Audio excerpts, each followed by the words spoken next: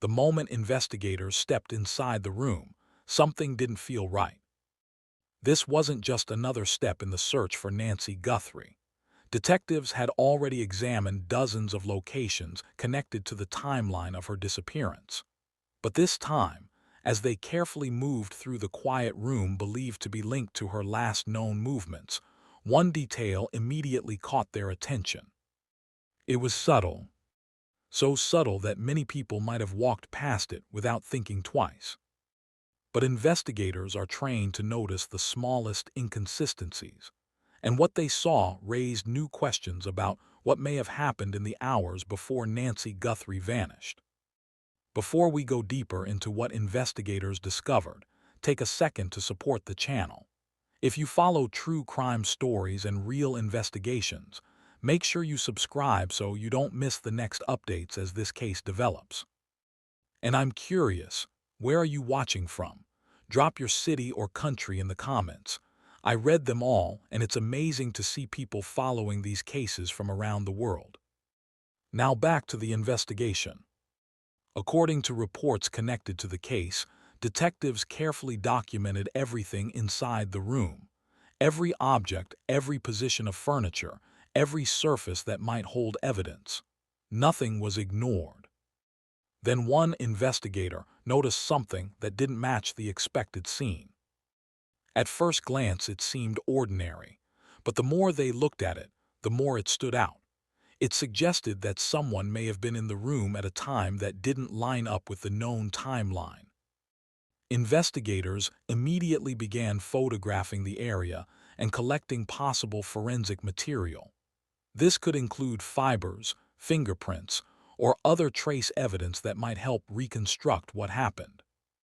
What makes this discovery so important is that it could potentially connect to other leads investigators are already examining, including the mysterious individual sometimes referred to as the porch guy, a figure who has become a major focus in discussions surrounding the disappearance. And if this detail inside the room is connected to that lead, it could help investigators answer a question that has remained unresolved since the beginning. Was someone else present during the critical moments before Nancy Guthrie disappeared? Because if that's the case, this small discovery inside the room might turn out to be one of the most important clues investigators have found so far. And what they discovered next made the situation even more intriguing. But that part of the story begins with what investigators uncovered when they took a closer look at the object that first caught their attention: eyes. Investigators didn't waste time. The moment the unusual detail in the room caught their attention, the entire tone of the search changed. What once looked like an ordinary space now felt like a possible piece of the puzzle surrounding the disappearance of Nancy Guthrie. One detective crouched closer to the spot that first raised suspicion. It was a small area near a surface in the room, something that appeared slightly disturbed compared to everything else around it. Most people might not have noticed it, but trained investigators know that when something looks even slightly out of place, it deserves a second look. Photographs were taken immediately. Gloves were put on. And then the team began carefully examining the area for anything that might have been left behind. At first, they focused on possible trace evidence: fibers, fingerprints, or even tiny particles that could reveal who had been there. In cases like this, even the smallest fragment can become a critical lead. As the examination continued, investigators reportedly began comparing what they were seeing with the known timeline of Nancy Guthrie's movements before she disappeared. And that's when the question became unavoidable.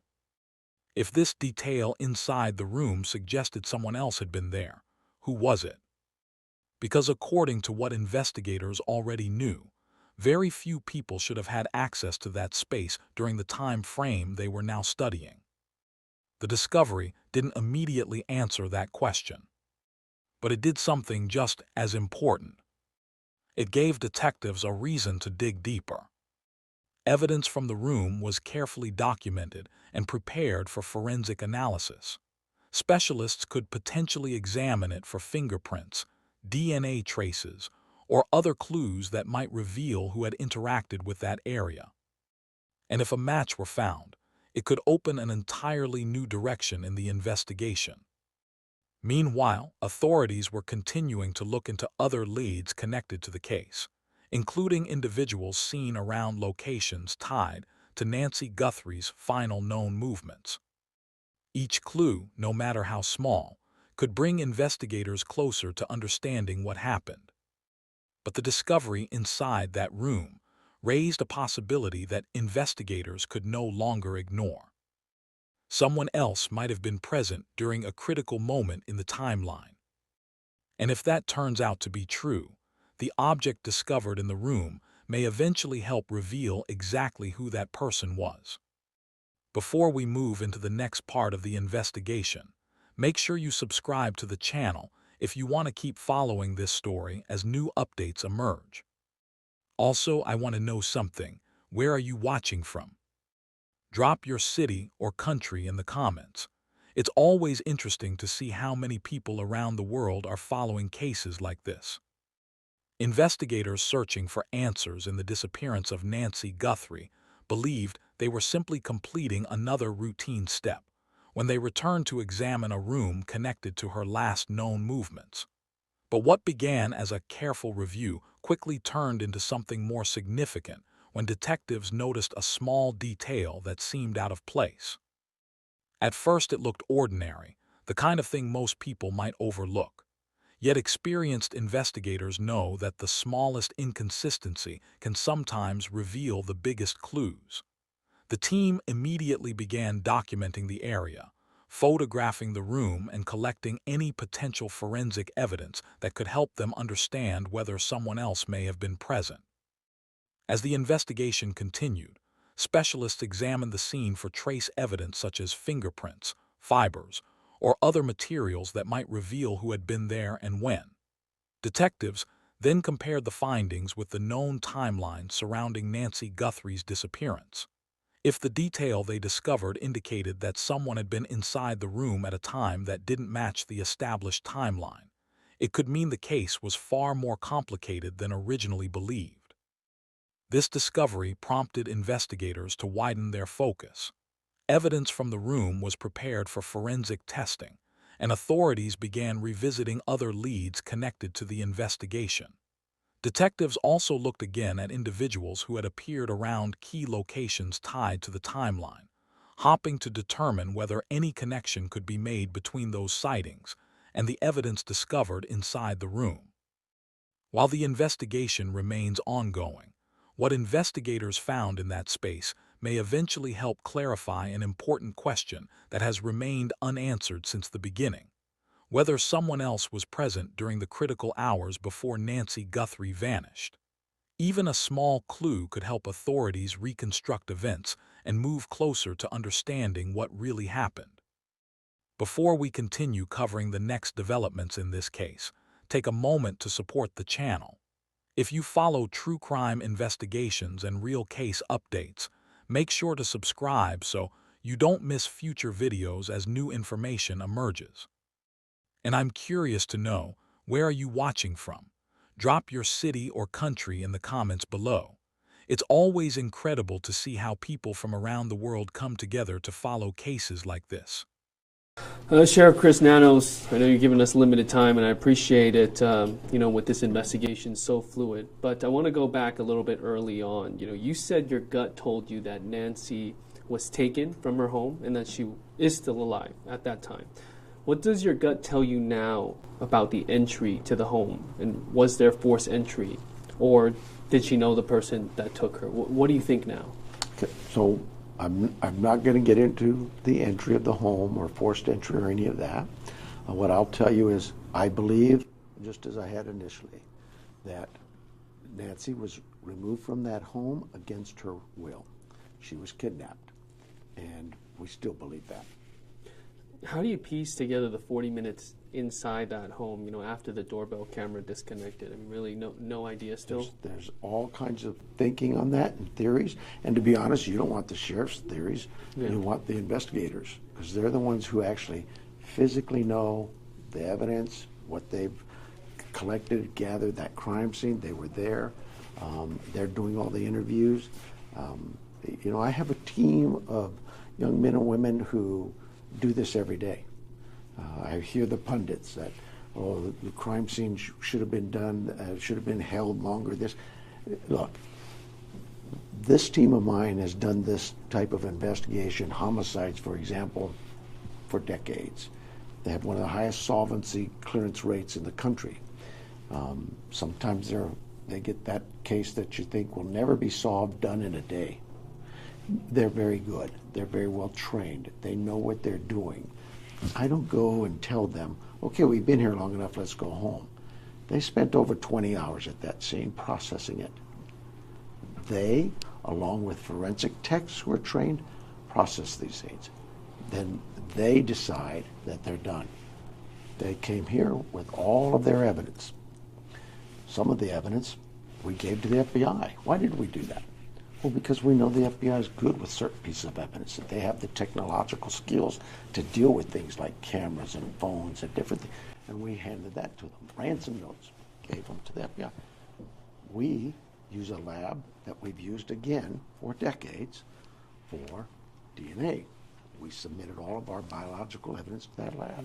And you stand by that lab. I mean, was there any pushback by the FBI on that No, decision? absolutely not. No, in fact, that's the point is FBI, the reason the FBI was part of this investigation immediately is we have members of our organization working with the FBI assigned to their building and have for decades. And they're the same here. So they were never not a part of this investigation. They were always a part of it. And to suggest that the sheriff blocked evidence, that's just crazy. We processed that scene. We went out and did a search warrant in Rio Rico, processed that scene, and the FBI found a glove. Hey, Sheriff, we're going to send this to Quantico and we'll check on DNA. I said, well, why do that? All of our DNA, all of it is at our lab. We'll just send it to ours. They said, makes sense, thanks, Sheriff. That quick. There's no argument or discussion. It's just about keeping your evidence together, let one lab deal with it. Mm-hmm. But that's not a slap at the lab we used or the lab the FBI used. FBI, we've used their labs before. They're very good. Our lab is very good. So it was never a discussion about the sheriff blocking evidence and not getting along with the FBI. We've always had a great working relationship. What have we learned now about the glove, the DNA profile on that glove came back, I think, either late last night or early this morning. The DNA came back. It was submitted into CODIS, and we have no hits in CODIS. I mean, this was a key piece of evidence. A lot of people, the public, waiting for that answer. Now, what's next? Do you go the genetic genealogy route? Well, absolutely, you do that. But we have other DNA evidence from the scene that is more critical to me than something found 2 miles away. All of that, though, will still be submitted for further analysis. That's, okay.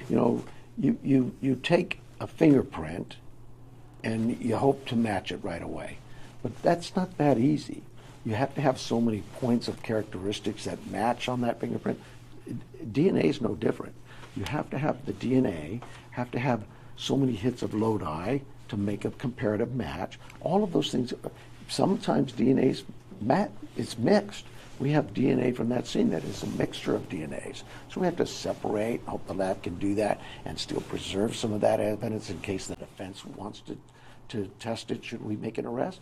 All of those things are considered. It is truly a complex process in gathering that evidence, submitting it, analyzing it, and then resubmitting it. So yes, you're correct.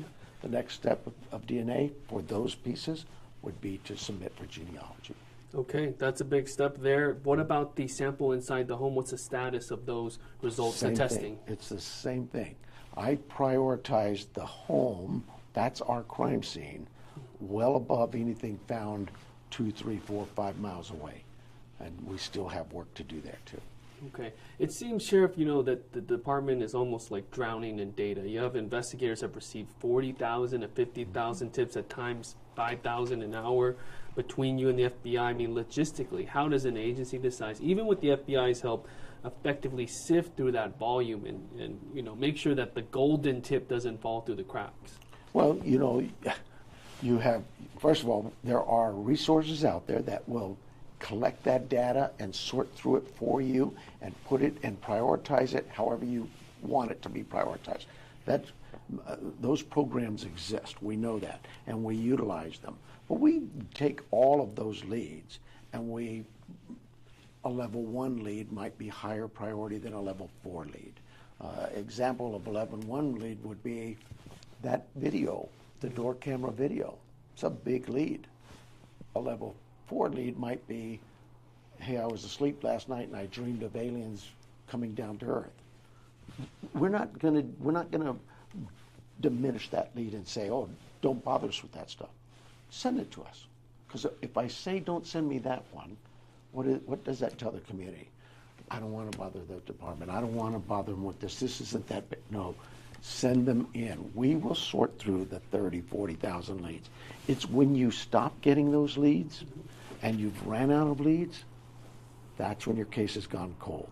So you're saying bring it on, basically. Bring it on. We're prepared to deal with it. This goes with your, coming off your statement yesterday. It was a big statement, because as recently as this past weekend, and even the press conference, that you've said that everyone is on the table, everyone's being questioned. Now you've officially cleared the family of Nancy Guthrie as suspects. You called them victims in this case.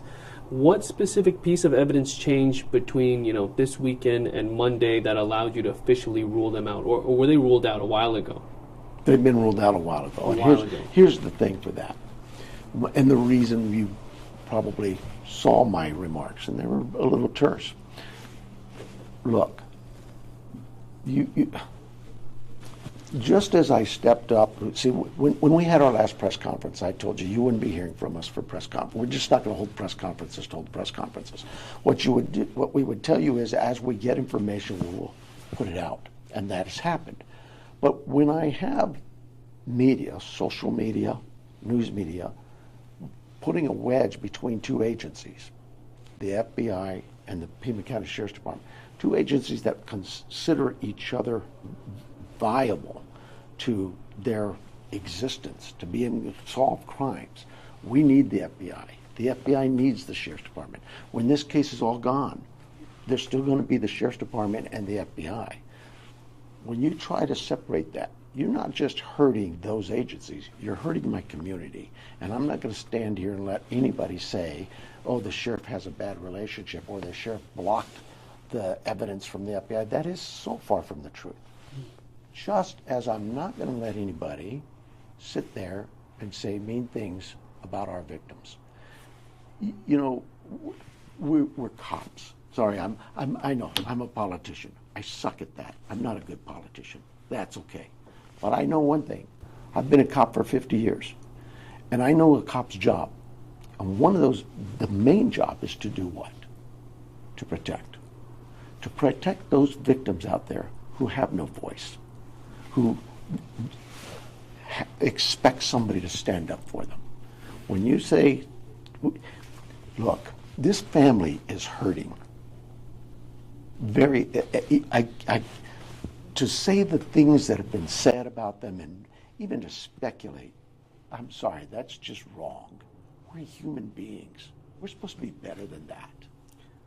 Staying on this topic, you called the suspicion toward the family cruel and wrong, going to your statement. Yes. But your department did conduct multiple searches. I know you're doing your job at Annie Guthrie's house, at Nancy Guthrie's house.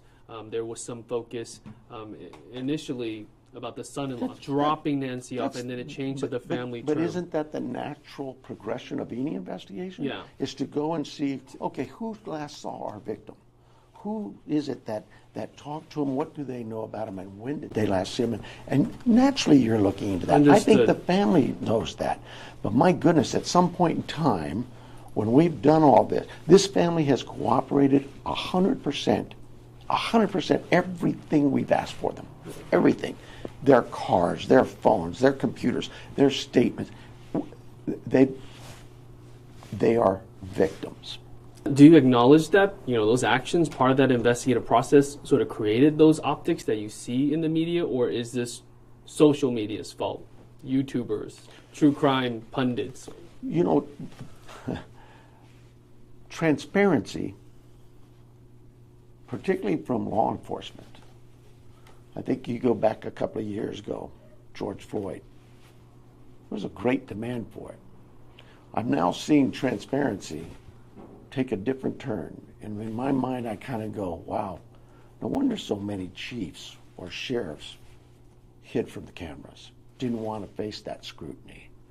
Transparency is not only good, it's needed, but there has to be a balance when that transparency goes, that people understand that there still is a criminal investigation, that that criminal investigation touches people's lives, could mean people's lives, and that that transparency is set up so that we can have communication with our community to give us leads and tips on things that might be critical to us.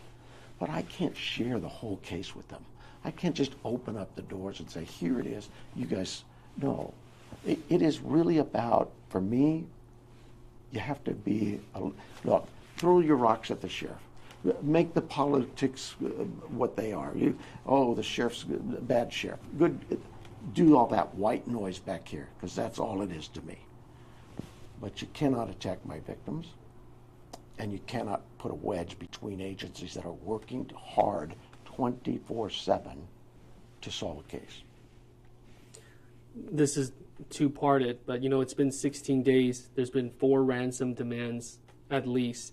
At what point does it stop being a rescue and become a recovery mission? And can you finish off by addressing the camera and giving your message to the person or persons responsible for Nancy's abduction? Your question really is on, again, the sheriff's belief from day one that Nancy's still here.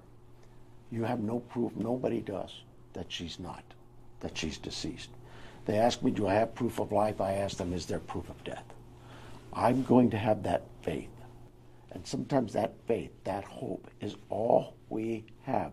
My team, 400 people out there in the field today, woke up this morning and went out there with the hope and the belief that they're going to find Nancy and she's going to be okay. That family has that hope and belief. I'm not crushing that. We're going to continue working this case every minute of every day. And we will find her. And we will find you. The individual doing this, let her go. Just let her go. It will work out better for you in the long run. Trust me. Just let her go. Take her to a park. Take her to a hospital. Just let her go.